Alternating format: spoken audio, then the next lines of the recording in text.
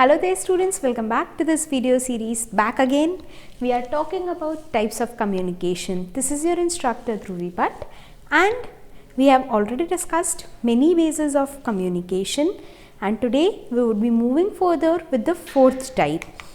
Refreshing a little bit, you all are aware that types of communication is divided on four bases. First and foremost, it is classified according to the levels of communication, which are extrapersonal, intrapersonal communication, interpersonal communication, organizational communication, and mass communication. Moving onwards, we studied that secondly, our communication was classified on basis of organizational relationships, which can be formal communication as well as informal communication. Thirdly, in the previous lecture, we also understood that communication can be divided on basis of flow of communication in the organizations, which is formal communication and informal communication, further divided as formal communication flowing horizontally, vertically and diagonally, and informal communication flowing as good as a grapevine. Objectives of the organization you are working with. Secondly, the communication flowing can be informal communication. Based on how this communication flows, formal and informal communication are further divided into different types. Formal communication is divided into three different types: horizontal communication, vertical communication, last but not the least, diagonal or crosswise communication. We would study each of these in detail along with example here. Firstly, starting with vertical communication. As the name suggests, here the flow of communication is vertically in the chain of command of the organization. Now the question arises, ma'am, what is meant by chain of command? Chain of command is the specific hierarchy in which the command flows from top level employees to bottom level employees. According to the roles, responsibilities and authority, each and every employee is placed at different levels in the organizational structure. This particular organizational structure is said to have a particular chain of command where people having higher authority are placed at a higher position. According to their positions, different people need to communicate with those above them in this chain of command and with those having authority lesser than them in this chain of command. This type of communication is known as vertical communication. I will give you a simple example. In engineering college, we have head of departments and above them we have directors, above them we have trustees. So, trustees talking to director, talking to head of departments, and head of departments talking to faculties. This is a communication which vertically flows from top to bottom. Similarly, if faculties have some problem, they can go to head of departments and talk to them. This is a communication which flows from bottom to top. Such type of flow of communication represents a communication which is known as vertical communication. It is further divided in two types, whose examples I have already given you, but we will discuss them in detail. The first type is upward communication. As the name suggests, obviously it flows from bottom to top, which is from subordinates to superiors. What type of communication flows from bottom level to top level or in upward direction? It can be different communications like problems of customers, like feedback of the employees, like new processes which employees want to try, any type of problems which they are facing in these processes. any type of leaves or any type of permissions which they require from the superiors, etc. All these consists of upward communication. Then ma'am, what exactly is downward communication? As the name suggests, you would have guessed that downward communication flows in downward direction from the superiors to the subordinates, where superiors communicate to subordinates different things which they need to take care of, like for example, they need to instruct them about some specific project. They need to communicate the client communication or client requirements to the subordinates. They need to communicate the leaves sanctioned. They need to communicate different rules, regulations, policies of the organization, etc. All these things consists of downward communication. Okay. So, I hope you are clear with vertical communication, which is bidirectional, upward from subordinates to superiors and downwards from superiors to subordinates.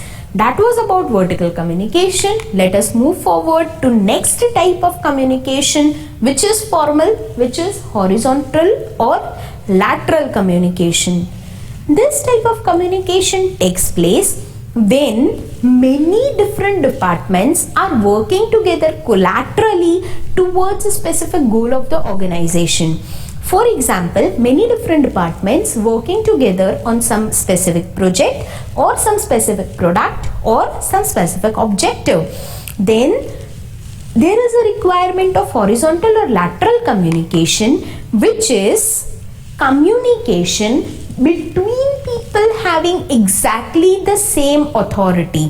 Here the people having exactly the same authority communicate with each other, and this type of communication is known as horizontal or lateral communication.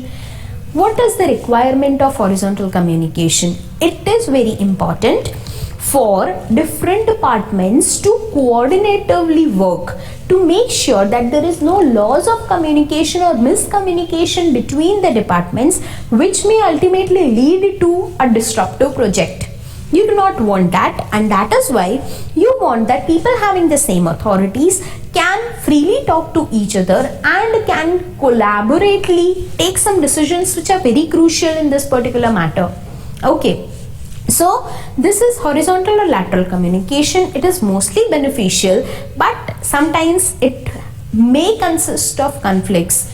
Reason being, each and every department heads give higher importance to their own department, and they have in mind the profit or the advantage of their own department compared to other departments. So here, instead of thinking about the holistic approach, if they think too much about their department, then it may lead to conflicts between different departments, because each department heads are thinking about only their department and not others. This may lead to conflicts and problems. Apart from this little problem, horizontal communication is a very good type or flow of communication. Thirdly, communication can flow diagonal or crosswise within organizations. Here students, screw all levels, screw the chain of command. Anyone having any authority can talk to any other person without any restrictions, without any chain of command being followed. Here everyone is free to talk to each other people, each other person. Obviously we are talking here about formal communication. Each person can talk to any other people irrespective of his function, his operations, his roles, responsibilities, his authorities, irrespective of anything, everything. Anyone can talk to any other person, then it is known as diagonal or crosswise communication. Okay, here there aren't any barriers of departmentalization. All the people from all the departments can communicate here. This is advantageous, but not when you require strict punctuality and coordination or strict following of orders.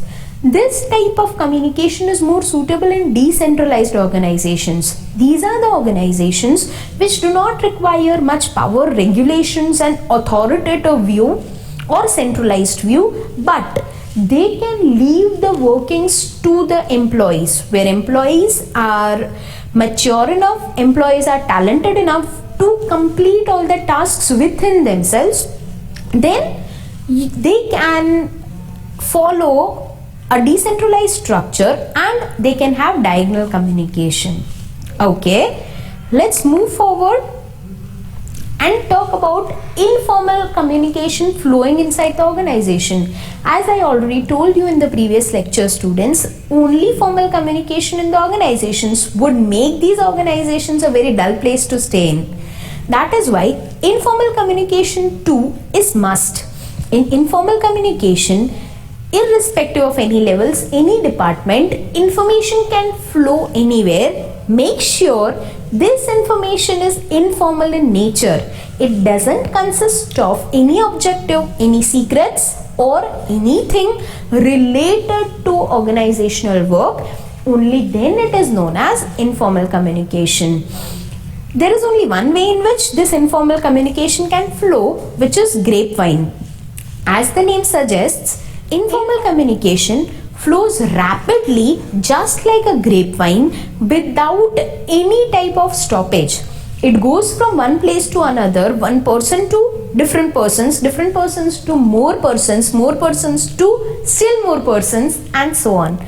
In no time the entire organization would know the news, because this is an informal structure here. So students, grapevine communication is, yes, very advantageous. I have some questions here. Are organizations aware of this grapevine communication? Do organizations take any steps to stop this grapevine communication? Do organizations have problem with this type of communication? So many questions. Answers, I would just tell you. Sometimes organizations do have problems. Some other times, yes, they are aware of this communication, but they do not have any problem with that. Why so? Because grapevine communication is advantageous to organizations also. How?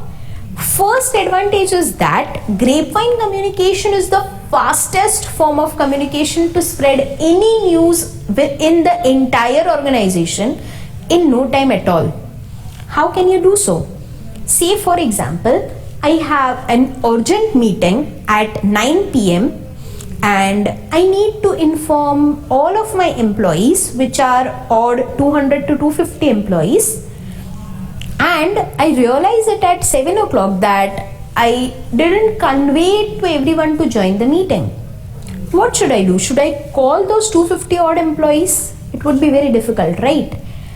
I would inform to 5 other employees. 5 other employees will tell their friends, which would count to 15 to 30 people already getting known. These 30 people would inform other 30. Those 60 would inform other 60, and so on.